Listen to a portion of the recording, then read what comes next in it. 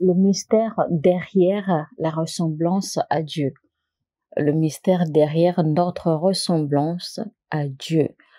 Mesdames et messieurs, bonjour à toutes et à tous et bienvenue sur un nouvel épisode. Nous allons recevoir le pasteur John Anasike dans un message intitulé « Le mystère derrière notre ressemblance à Dieu ». Nous ne pouvons pas continuer à rester dans les limites du salut. Dieu veut de nous que nous dépassions le stade du salut. Dieu veut que nous dépassions le stade du salut et que nous devenions comme lui. Qu'est-ce que Dieu veut que tu deviennes? Qu'est-ce que Dieu t'a appelé à devenir sur la terre? Dieu veut que nous le représentions sur terre. Il veut que nous soyons des dieux comme lui. Dieu veut que nous reflétions sa ressemblance sur terre.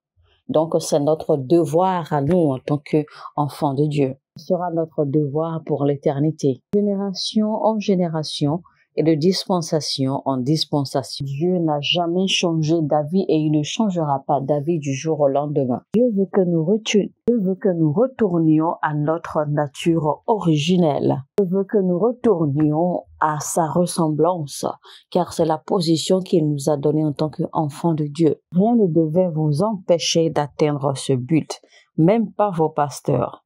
Et si nous ne retournons pas à notre position, à notre nature originelle, en tant qu'enfants de Dieu, eh bien, le diable va continuer à régner. Il faut que vous sachiez que Satan sait exactement qui nous sommes. Voilà donc pourquoi il est important pour nous de retourner à notre nature originelle, nature que Dieu nous a conférée depuis la création. C'est-à-dire que nous sommes créés à sa ressemblance et nous devons exercer cette ressemblance à Dieu.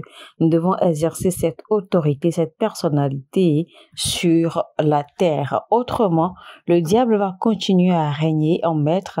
Le diable va continuer à mimer, d'accord, ou à imiter de fausses ressemblances, l'influence qu'il a sur notre identité pour nous détruire. Vous savez, il y a un conflit d'identité. Il y a un conflit d'intérêts. Donc, le diable ou Satan, voilà, Satan désire notre position.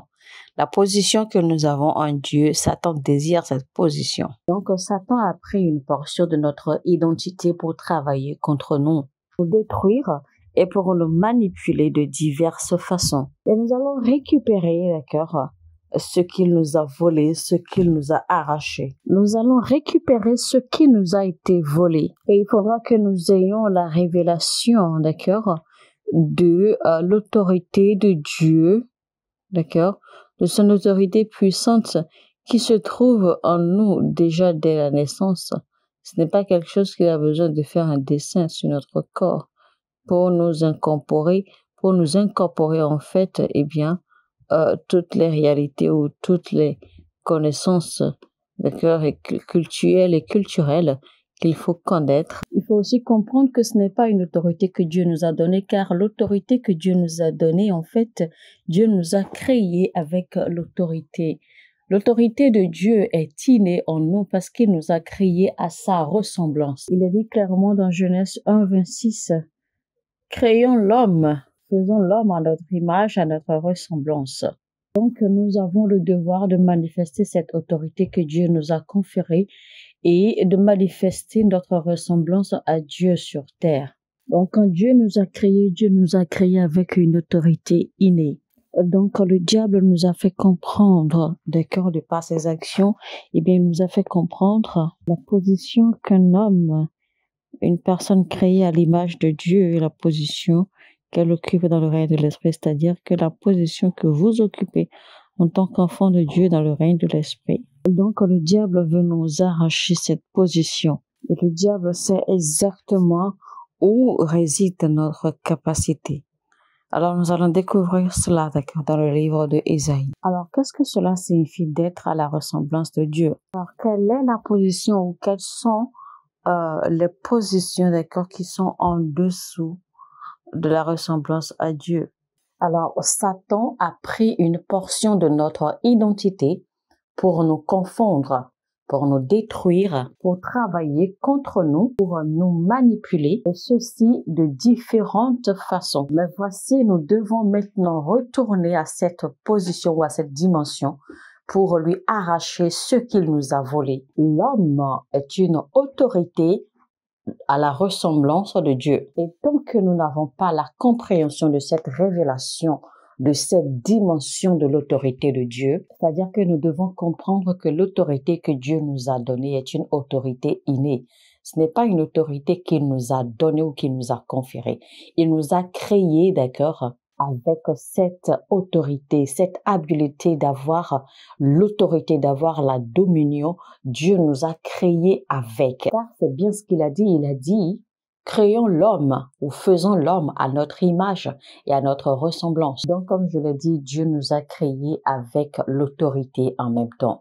Et ceci est un mystère que beaucoup ne comprennent pas malheureusement. Vous êtes l'expression même de Dieu. Dieu vous a créé comme une autorité. Donc notre devoir, c'est de donner chair ou de donner expression ou de manifester la ressemblance de Dieu. Donc désormais, apprenez à parler, apprenez à communiquer, apprenez à vivre et à opérer avec cette révélation. Apprenez à toujours communiquer avec cette compréhension. Donc, apprenez également à voir les choses, d'accord, sur la base de qui vous êtes. Je sais que beaucoup ont cette mentalité où beaucoup vont dire que oui, de ne pas faire comme Dieu ou de ne pas chercher à être comme Dieu ou de ne pas chercher à ressembler à Dieu parce que les gens vous diront que oui, Dieu est Dieu tout-puissant, il est le Dieu très haut et tout cela et donc qu'on ne peut pas lui ressembler, qu'on ne peut pas faire comme lui et donc beaucoup de théories, d'accord, vont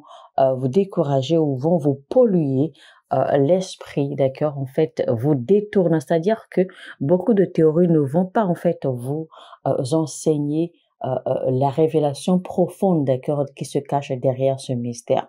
Parce qu'il faut déjà que eux-mêmes comprennent ce mystère avant de pouvoir l'enseigner. Donc, beaucoup vont dire, non, n'essaie pas de ressembler à Dieu. Dieu est Dieu, toi, tu n'es pas Dieu. Il ne faut pas chercher à faire comme Dieu, etc. Et pourtant, la Bible dit clairement, Dieu l'a dit, c'est sa parole à lui, il a dit clairement, faisons l'homme à notre image, à notre ressemblance. Ça veut dire que l'être humain que Dieu a formé, il l'a formé avec toutes les habiletés que lui, Dieu éternel, Dieu tout-puissant possède. Donc Dieu a créé l'être humain, d'accord, en y déposant toutes les habiletés et potentialités et autorités que lui, Dieu, il a. En d'autres termes, Dieu s'est représenté, d'accord, en l'homme sur la terre. C'est pour cela qu'il a dit, faisons l'homme à notre image, à notre ressemblance. C'est pour cela qu'il nous a créés avec toute l'autorité que lui, il possède. Alors, pourquoi les gens vont dire que oui, ne sait pas de faire comme Dieu, ne sait pas de ressembler à Dieu? C'est une fausse doctrine ou c'est une fausse théorie ou encore la façon de dire cela, en fait, est fausse. Vous voyez cela dans Genèse chapitre 1, verset 26. Et aussi, pour aller plus loin, Dieu a dit que l'homme soit ou que l'homme domine sur toute chose sur la terre, sous la terre. Il a dit clairement, et ça c'est la parole de Dieu directement, ce n'est même pas la parole d'un prédicateur, ce n'est pas la parole de Jésus ou même ou ni encore moins la parole du Saint-Esprit, c'est la parole de Dieu, c'est la parole qui vient de la bouche de Dieu. En créant l'homme, il lui a conféré l'autorité de dominer, de régner sur toute chose. Il l'a dit clairement dans sa parole. C'est un commandement, en fait, qu'il donne à l'homme. Alors, nous finissons par ressembler ou par devenir ceux, d'accord, ou les choses dont nous nous embrassons. C'est-à-dire que si vous marchez avec des personnes de mauvaises mœurs, eh bien, vous finirez par être corrompus. C'est pour cela qu'il est écrit clairement dans la Bible, 1 Corinthiens 15, 33. Les mauvaises mœurs corrompent les habitudes ou les bonnes habitudes ou les bonnes valeurs. Donc, si vous marchez avec des gens de peu de foi, vous finirez par être affecté. Si vous marchez avec les gens insensés, vous finirez par adopter leur esprit. Donc, en d'autres termes, eh bien, les communications ou les relations, d'accord, peuvent influencer votre vie ou votre personnalité, ce qui est clair. Parce que, comme je l'ai dit tout à l'heure, eh bien, les mauvaises mœurs corrompent les bonnes valeurs, ce qui est clair. Donc, si vous marchez ou que vous communiquez avec de mauvais gens ou que vous communiquez avec le mal, eh bien, vous serez corrompu, vous serez influencé et vos bonnes manières ou vos bonnes valeurs vont être corrompues. Mais si vous marchez, d'accord, avec Dieu et que vous communiez avec Dieu régulièrement, eh bien, Dieu va vous inculquer sa nature. Il va infuser en vous sa nature au fil du temps.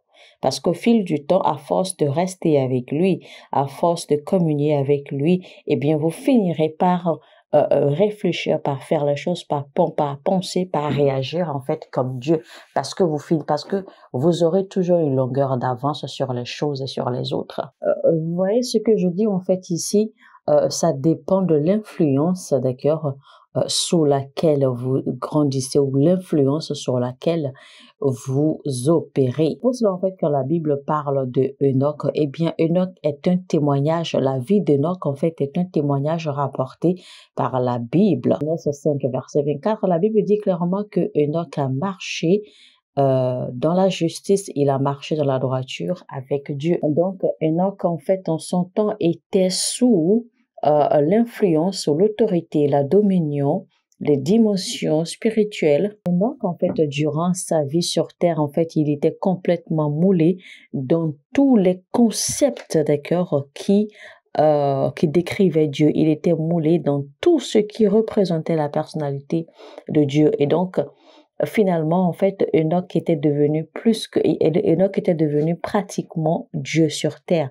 juste comme Moïse, en fait. Et c'était pour ça, en fait, que Enoch n'était pas mort comme un être humain normal, comme un être humain ordinaire. Il a fallu que Dieu l'enlève, exactement comme Dieu a dû enlever Moïse, parce que Moïse était arrivé à un point où il était carrément comme Dieu. Donc, il a fallu que Dieu l'enlève, et donc parce qu'il ne pouvait pas mourir comme un homme, parce qu'il avait dépassé l'étape d'être humain, exactement comme Enoch. Et donc, Dieu a dû enlever Enoch. Genèse chapitre 5, verset 24. Une chose qui pratiquement prend la nature ou la personnalité complète de Dieu, eh bien, Dieu ne laisse pas cette chose mourir. Dieu enlève, c'est-à-dire que Dieu rappelle cette chose à lui. Dieu enlève cette chose. Donc, Dieu ne peut enlever que quelque chose qui lui ressemble. Vous savez que Enoch, en fait, n'a pas subi l'expérience de l'enlèvement, parce qu'en fait, l'enlèvement viendra après le retour de notre Seigneur Jésus-Christ. Donc, Enoch n'a pas eu l'expérience de l'enlèvement. Dieu l'a carrément fait évaporer. Dieu l'a pris. Dieu l'a rappelé chez lui, tranquillement. Et donc, c'est pour vous dire, en fait, que vous pouvez faire la même chose si seulement vous décidez que vous êtes prêt à payer le prix qu'il faut. Parce que vous n'avez pas besoin d'attendre le retour de Christ pour subir l'enlèvement. Vous n'avez pas besoin d'attendre le retour de Christ pour pouvoir pénétrer, pour pouvoir avoir accès aux dimensions spirituelles, aux dimensions divines. Et puis les hommes, c'est-à-dire les personnes de cette génération, sont des gens qui ont perdu leur identité originelle.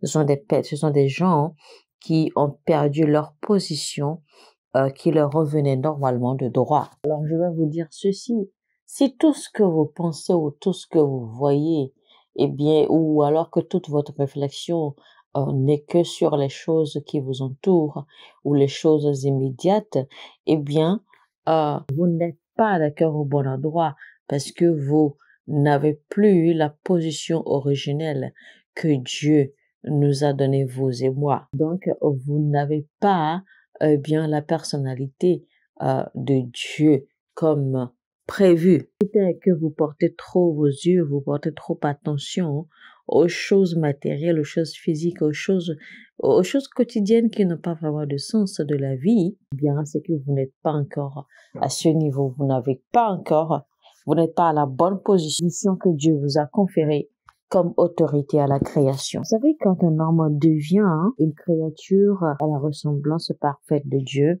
Alors, mesdames et messieurs, c'était donc tout pour notre message, le mystère derrière notre ressemblance à Dieu, la première partie avec le pasteur John Anne-Siké.